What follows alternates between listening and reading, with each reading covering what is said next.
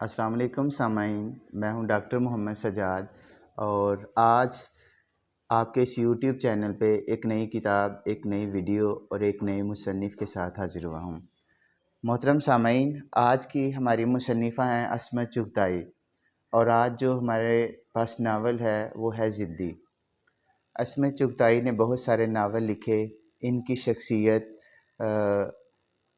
में बहुत सारी ऐसी बातें भी पाई जाती हैं कि जिनकी वजह से इन पे बहुत ज़्यादा इल्ज़ामात भी आयद किए गए, लेकिन इन्होंने बहुत सारी तख्लीक़ात ऐसी की जिन्होंने उर्दू अदब के दामन को, ख़ुसूसन नावल के दामन को माला माल कर दिया। तो आज भी इनका एक नावल ज़िद्दी है जो हम डिस्कस करने जा रहे हैं। ये नावल ज़िद्दी एक ख़ूबसूरत नावल है। इस नावल के अंदर इन्होंने जागीरदाराना निज़ाम को हिट किया है, यानी जागीरदाराना निज़ाम का कल्चर जो है इस नावल के अंदर दिखाया गया है। मुसन्निफ़ा ने ये साबित करने की कोशिश की है कि जागीरदाराना निज़ाम में जागीरदारों को अपनी इज़्ज़त, अपनी दौलत, अपनी जायदाद और सोसाइटी के अंदर अपना रहन सहन और सोसाइटी के अंदर अपनी इज़्ज़त व वक़ार और जाहो अशमत सबसे ज़्यादा अज़ीज़ होता है।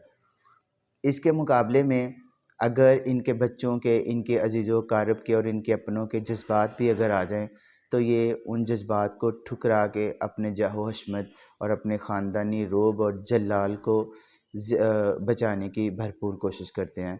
तो इस नावल में भी ऐसे ही है।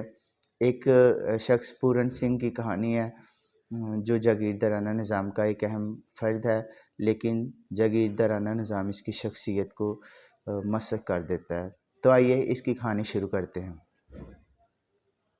इस नावल की हीरोइन या मरकज़ी किरदार आशा नाम की एक लड़की है। आशा के वालिदैन मर चुके हैं, वो अपनी नानी के पास रहती है। आशा की नानी एक राजा के महल में मुलाजिमा थी, यानी वो राजा के बच्चों को खिलाती थी, उनके बच्चों की परवरिश की, यानी ये उनकी दाइया थी। लेकिन अब हालात मुख्तलिफ़ हैं। अब ये बूढ़ी हो चुकी हैं और ये अपनी नवासी आशा के साथ एक गाँव में रहती हैं। नानी मरने के करीब हैं और ये चाहती हैं कि मैं अपनी ये जो नवासी आशा है इसको किसी अच्छे और किसी महफूज हाथ में दे दूं।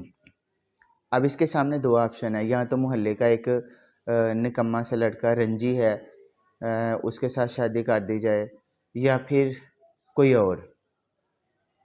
लेकिन अचानक नानी मर जाती है और नानी के मरने के बाद महल वालों को पता चलता है कि आशा अकेली रह गई है। तो महल वालों का छोटा बेटा पूरन, जो अभी तालिब इल्म है और किसी इम्तिहान की तैयारी कर रहा है, वो आशा के गाँव आता है और आशा को अपने महल ले जाता है। वहाँ पे और भी लड़कियाँ मुलाजिम हैं। आशा जल्द ही उनमें घुल मिल जाती है और सबके साथ हंसी खुशी रहती है। पूरन को आशा की अदाएँ, उसकी हरकतें और उसकी मासूमियत पसंद आती है और वो आशा पे मरने लगता है, यानी वो आशा से को दिल ही दिल में पसंद करने लगता है, उससे मोहब्बत करने लगता है। यूँ ये किस्सा चलता रहता है। आशा को भी इस बात का इल्म हो जाता है, लेकिन वो पूरन सिंह की हौसला अफजाई इतनी ज़्यादा नहीं करती। हिंदुस्तान में एक त्यौहार आ जाता है और उस त्यौहार पे रंजी और उसकी वालिदा, रंजी वो लड़का जिससे नानी शादी करना चाहती थी, वो महल आते हैं और आशा को अपने साथ ले जाने की ज़िद करते हैं ताकि ये त्यौहार गाँव में गुजारे। आशा उनके साथ चली जाती है। वहाँ एक मेला लगता है, उसमें आशा, रंजी और एक और लड़की जाते हैं। इधर से ये पूरन जो राजा का बेटा है वो भी वहाँ पे जाता है। उसे आशा का रंजी के साथ घूमना अच्छा नहीं लगता, इसलिए वो नाराज़ हो जाता है और महल आ जाता है। आशा जब वहाँ से वापस आती है तो वो देखती है कि पूरन के ख़यालात बदले हुए हैं, उसका मूड बदला हुआ है, इसलिए वो परेशान हो जाती है। पूरन बीमार हो जाता है और एक लंबे अरसे तक बीमार होता है। फिर दोनों के दरमियान गलतफ़हमियों के बादल छट जाते हैं और फिर खुशी खुशी रहते हैं। एक दिन पूरन अपने भाई को बताता है कि मैं आशा के साथ शादी करने लगा हूँ। भाई को ये बात नागवार गुजरती है। वो कहता है कि तुम एक जागीरदार के बेटे और तुम एक नौकरानी से शादी करोगे। ये बात होते होते वालिदैन तक पहुँच जाती है। वालिदैन इस बात को बहुत बड़ा इशू बना देते हैं और वो कहते हैं कि तुम्हारी शादी वहाँ नहीं हो सकती। अब इसके दो ही हाल थे कि या तो पूरन को कहीं भेज देते या फिर आशा को कहीं भेज देते।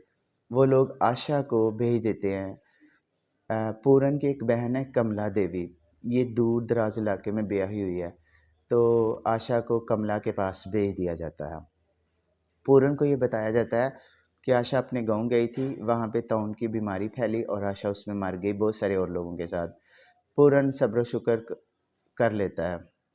अब पूरन की मंगनी मंगनी भी उसी गांव में कर दी जाती है जहाँ पे इस वक्त आशा है, यानी कमला देवी की नंद से उसे कर दी जाती है। उसका नाम था नताशा, शांता, सॉरी, शांता के साथ उसकी मंगनी कर दी जाती है। शादी होती है बहुत धूमधाम से, हाथी घोड़ों पे बारात जाती है और सब लोग हैरान रह जाते हैं। बारात वहाँ पे पहुँचती है तो सारी लड़कियाँ और दुल्हन दीवार से दूल्हे को देखती है। आशा भी वहाँ पे दीवारों के साथ आती है। अचानक पूरन की नज़र आशा पे पड़ती है और वो हैरान रह जाता है कि आशा तो अभी ज़िंदा है। वहाँ नाचते गाते एक फुलझड़ी गिरती है और एक पर्दे को आग लग जाती है। हर तरफ आग लग जाती है, आग और धुएं के बादल छा जाते हैं। सब लोग हैरान रह जाते हैं और पूरन जल्दी से उठता है और आशा की तरफ जाता है। वो आशा को देखता है, उसे अपने बाजुओं में भरता है और हैरान होता है कि ये भी ज़िंदा है। आशा को एक साइड पे बिठा के वो अपनी अ, दुल्हन की तरफ देखता है और फिर जो है वो उसे धुएं के बादलों से निकालता है। इसी असना में आशा अपने आप को संभाल लेती है, लेकिन वहाँ पे एक शख्स है श्याम लाल, ये भी आशा के चाहने वालों में है। अब ये आशा को मशवरा देता है कि तुम यहाँ से चली जाओ, क्योंकि अब अगर पूरन अपनी जगह से हिला यानी अपने ख्यालात उसने तब्दील कर लिए तो उनके ख़ानदान में बहुत बड़ा भूचाल आ जाएगा। आशा ये बात समझ लेती है, वो अपने गाँव वापस चली जाती है। बारात जो है वो अपने घर चली जाती है। इस तरह पूरन की शादी को चंद साल गुजरते हैं, लेकिन पूरन अपनी बीवी को बिल्कुल भी वक्त नहीं देता, क्योंकि उसके दिलो दिमाग पे आशा छाई हुई है। और अब पूरन के घर में एक शख्स आता है मुहेश, उसके और इसकी बीवी शांता के दरमियान ताल्लुकात उस्तवार हो जाते हैं, ताल्लुकात कायम हो जाते हैं। वो रोज़ाना एक दूसरे से मिलते हैं। ये बात पूरन के भाई रूप सिंह को बुरी लगती है, लेकिन पूरन कहता है कि मैं किसी की मोहब्बत में नहीं के दरमियान नहीं आना चाहता। इस तरह मुहेश और शांता भाग जाते हैं। मुहेश और शांता के भागने के बाद पूरन की तबीयत मज़ीद ख़राब हो जाती है, तो इसके भाई को एहसास होता है कि हमने पूरन और आशा को जुदा करके बहुत बड़ी गलती की है। वो आशा के गाँव जाता है और वहाँ से आशा को लेके वापस आता है और इस तरह पूरन और आशा दोबारा हंसी खुशी रहने लगते हैं। तो मोहतरम सामीन, ये था छोटा सा नावल जिसमें जागीरदार राना निज़ाम के अंदर पाई जाने वाली ख़ामियाँ बताई गई हैं और ये बताया गया है कि जागीरदाराना निज़ाम में दिल से नहीं बल्कि अक्ल से सोचा जाता है। तो ये नावल ज़रूर पढ़िएगा, ख़ुद भी पढ़िए, दोस्तों को भी पढ़ाइए और इसे अपनी लाइब्रेरी की ज़ीनत भी बनाइए। मेरे इस चैनल को सब्सक्राइब भी कीजिए, बेल आइकन का बटन भी प्रेस कीजिए ताकि मेरी हर आने वाली नई वीडियो आप तक पहुंच सके। खुश रहें, खुशियां बांटें। अल्लाह हाफिज़।